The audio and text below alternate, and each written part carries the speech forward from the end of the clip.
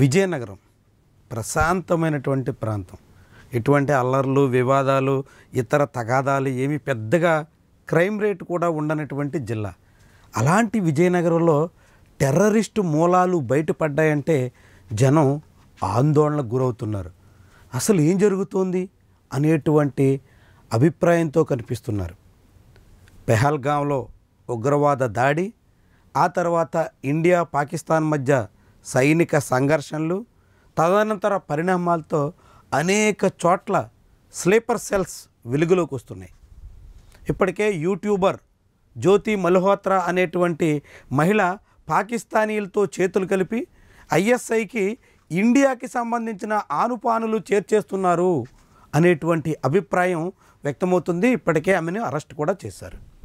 ఇలాంటి తరుణంలోనే విజయనగరానికి చెందినటువంటి ఒక యువకుడిని పోలీసులు అదుపులోకి తీసుకున్నారు.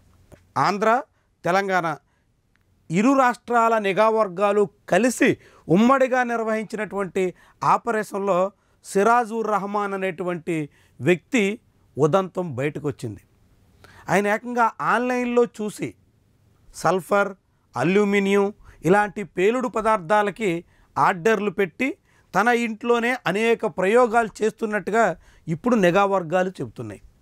విజయనగరానికి చెందినటువంటి ఆ యువకుడు బీటెక్ చదివి ఆ తర్వాత ఉద్యోగ అవకాశాల కోసం అంటూ హైదరాబాద్ వెళ్ళి అక్కడే కొన్ని రోజులు ఉన్నటువంటి క్రమంలో ఇలాంటి ఉగ్ర లింకులు ఉన్నటువంటి వాళ్ళతో పరిచయం అయ్యింది అన్నది పోలీసుల కథనం.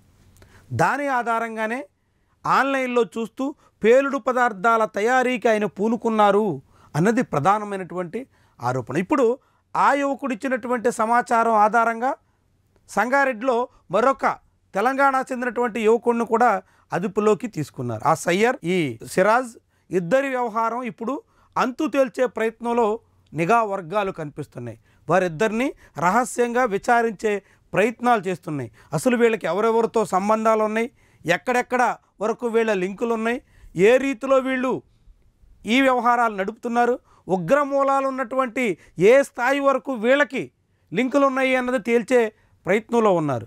అయితే ఈ ఉదంతం బయటపడిన తర్వాత విజయనగరంలో తీవ్రమైనటువంటి కలకలం రేగుతోంది. ప్రశాంతంగా ఉండేటువంటి నగరంలో ఉగ్ర మూకలకు సంబంధించినటువంటి స్లీపర్ సెల్స్ పనిచేస్తున్నాయా అనేటువంటి చర్చ ఇప్పుడు నగరవాసులు కలత చెందేదానికి కారణమవుతోంది. ఆ అరెస్ట్ అయినటువంటి యువకుడి తాలూకా తండ్రి, ఆయన సోదరుడు కూడా పోలీస్ శాఖలో పనిచేస్తున్నారు అనేటువంటి సమాచారం మరింత అలజడికి కారణమవుతోంది.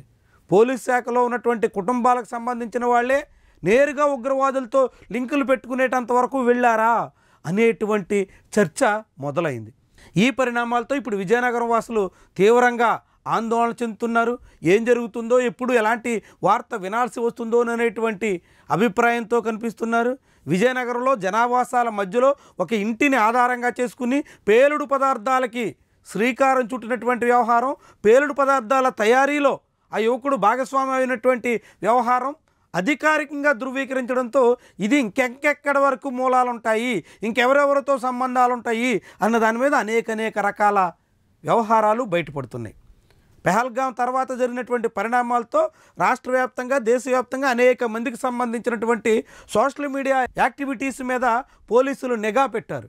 ఆ క్రమంలోనే పాకిస్తాన్కి అనుకూలంగా కొన్ని పోస్టులు చేశారు అనేటువంటి అనుమానం రావడంతో విజయనగరానికి చెందినటువంటి సిరాజ్ కూపీ లాగితే ఇదంతా బయటపడింది అన్నట్టుగా నిఘా వర్గాలు చెప్తున్నటువంటి వ్యవహారం.